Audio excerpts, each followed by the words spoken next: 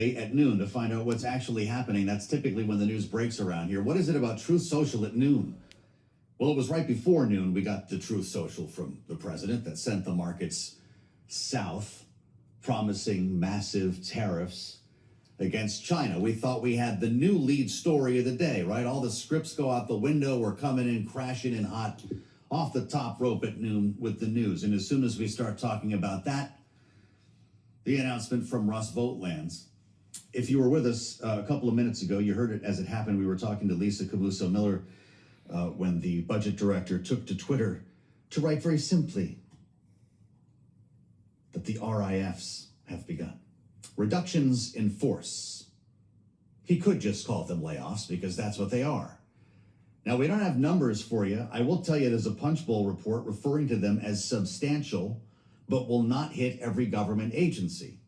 What's Wall Street going to think about this now combined? So you've got massive layoffs coming. And we just learned today that BLS is going to scrape together a CPI report for later in the month, but we still don't know what the heck the jobs numbers look like. And maybe suddenly, as the layoffs hit on the same day that federal workers start going without their paychecks, maybe suddenly Wall Street is going to be caring a little bit about the shutdown that it has been bored by so far. The Dow's down 500, NASDAQ's down 500. So let's get into it with the panel. I'm delighted to tell you they're both with us, and we need them now. Bloomberg Politics contributors Jeannie Shanzano and Rick Davis. Jeannie is our Democratic analyst and democracy visiting fellow at Harvard Kennedy School's Ash Center. Rick, our Republican strategist and partner at Stone Court Capital. Guys, we're going to be in for a long one because I know you're back on the late edition of Balance of Power. And just as everybody was taking a bite of their sandwich here in Washington, Rick, the whole world changed with Truth Social, and now this word from Russ Vought. Is the president trying to change the topic here? What do you make of the timing on these two hitting today? You know, it's a little bit of a coincidence, I think, in some cases. I think the China reaction obviously was spurred by something that the president got briefed on yesterday, and he, was reacting to it.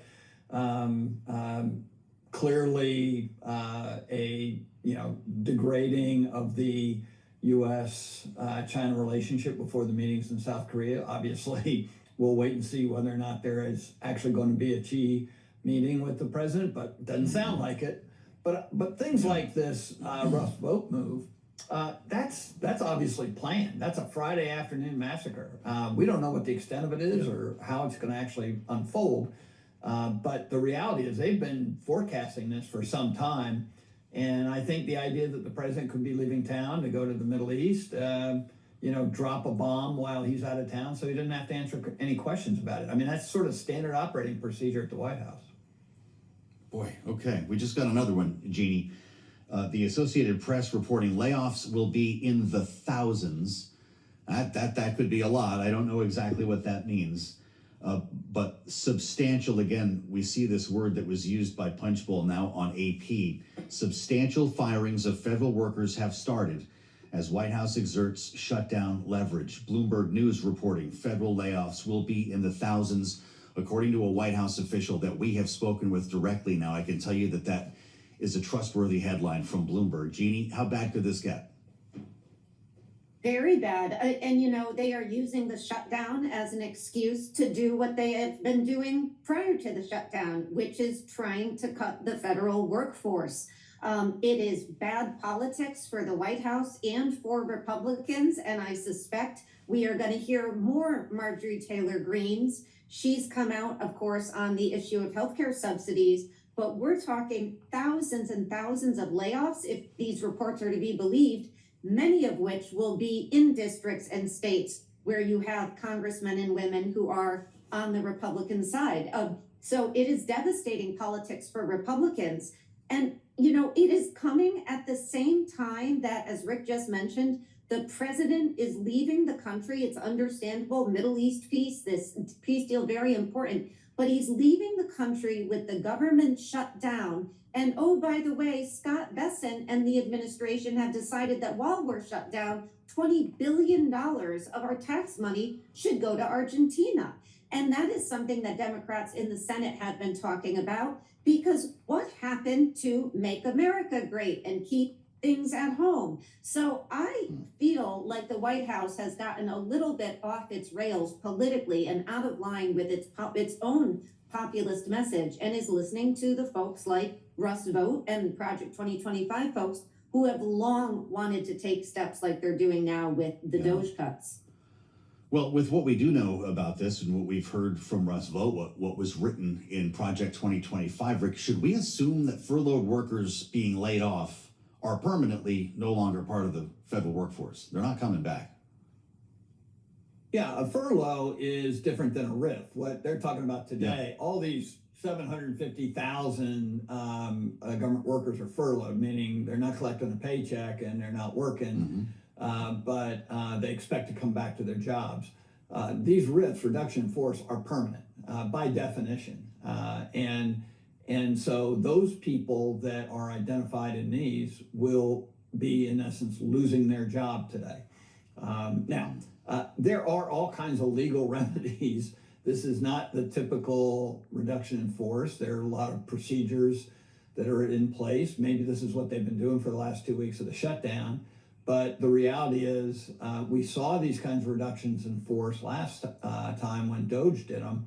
And a lot of those people wind up getting their jobs back. So, you know, it's kind of a new spin on the taco trade, right? I mean, like the administration doing something, they think it's politically salient. They think they're going to, you know, like attack the government, which is the deep state, and we're going to fire all these people. Right. Then they're going to realize that they got stuff they got to do, and they got, you know, go back to them and say, hey, look, we need you to come back. I mean, it's not exactly the way to build morale and productivity within the government workforce. It's also deja vu. I'll tell you what, Jeannie, the headlines are just crashing in here. This has been a heck of an hour. Now Axios is reporting that we have some detail on the president's travel plans. I'll remind you, he's up at Walter Reed for a doctor's appointment right now. We don't know if he's under anesthesia. We don't really know anything about what's been referred to as a semi-annual checkup. We thought that was annual until now. Donald Trump to arrive in Israel Monday morning. According to Axios, he will travel to Egypt Monday afternoon. Jeannie, there's also reporting that while he is in the region, he's going to hold a summit of sorts while he's in Egypt. I'll back up a little bit and remind everybody that there is a public event in the Oval Office scheduled for 5 p.m. Eastern Time. It's billed on the White House guidance simply as an announcement. We have since learned that that will involve pharmaceuticals, and CBS News is now saying that AstraZeneca is the pick for a most favored nation pricing deal like we saw with Pfizer. I don't know what the second half of this day is going to be like here, Jeannie, but I feel like the president's going to have a heck of a lot to talk about. Will he need to quantify these layoffs tonight? He very well. Strap in, Joe. It's going to be a ride. Yeah, we are. I see my breath Always. for you going forward. Yeah, always on Fridays lately. AstraZeneca looks like it's going to be joining Pfizer. This has been great PR for Pfizer. It'll probably be great PR for AstraZeneca. Not so great for consumers. But of course, the president's going to have so many other things on his plate. And if he allows for questions, and he usually does to his credit, he will likely get a lot of questions on these mass layoffs and, of course, on the big news out of the Middle East. Also, as you mentioned, his health. So much going on like that. It's really important, even though the government is shut down, that the president goes over to the Middle East, because the White House is going to have to keep pressure on both Israel and Hamas in order to get from a phase one, which looks like it's, I shouldn't say a done deal, but everybody says cautiously optimistic. But the phase two and the phase three are going to be the much harder parts of this. We've even seen the Israeli members of the Israeli cabinet on the far right do not describe this as a peace deal or an end of the war. They're describing it as a stop in the hostilities, and that suggests that they may want to resume that once the hostages are back. And of course, Hamas on their side does not want to disarm. And so a lot to do to get from phase 1 to 2. And that's why it's really important that the president go over there, talk to our Arab allies, and of course, keep the pressure on both of these sides to move this, because he's been through this before. We had this in January, and we never got to the phase 2 in January. Rick, were the layoffs meant to coincide with the day that federal workers stopped getting paid? And do you think this would have been announced if he won the Nobel Peace Prize? A lot to unpack there.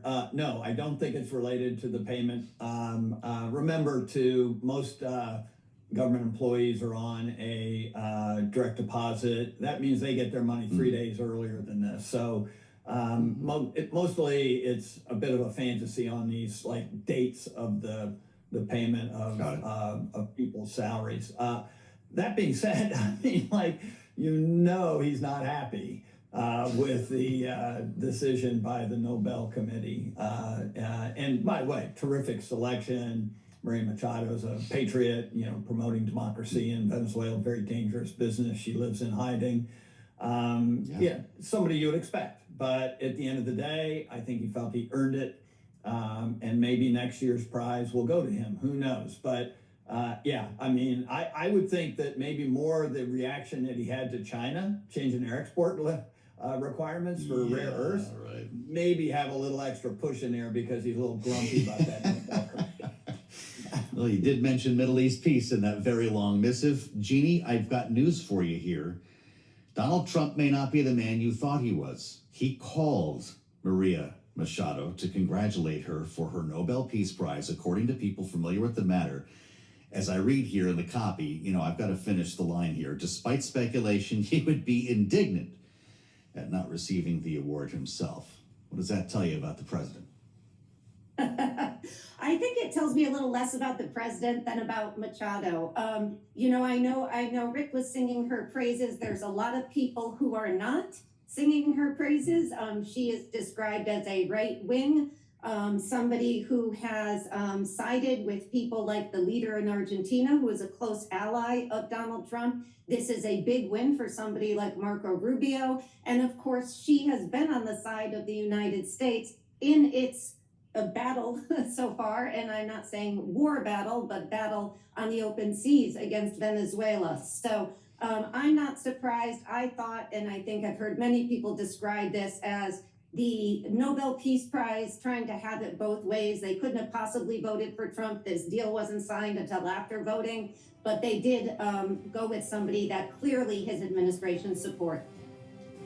There you have it. From Jeannie Shanzano and Rick Davis, our Bloomberg Politics contributors will be back in our second hour with a lot more on a breaking news day. If you're just joining us, by the way, Bloomberg matching that news that AstraZeneca is expected to have the deal announced at the White House, a drug price agreement, much like we saw with Pfizer. We'll have a lot more on that in hour two, right here on Bloomberg.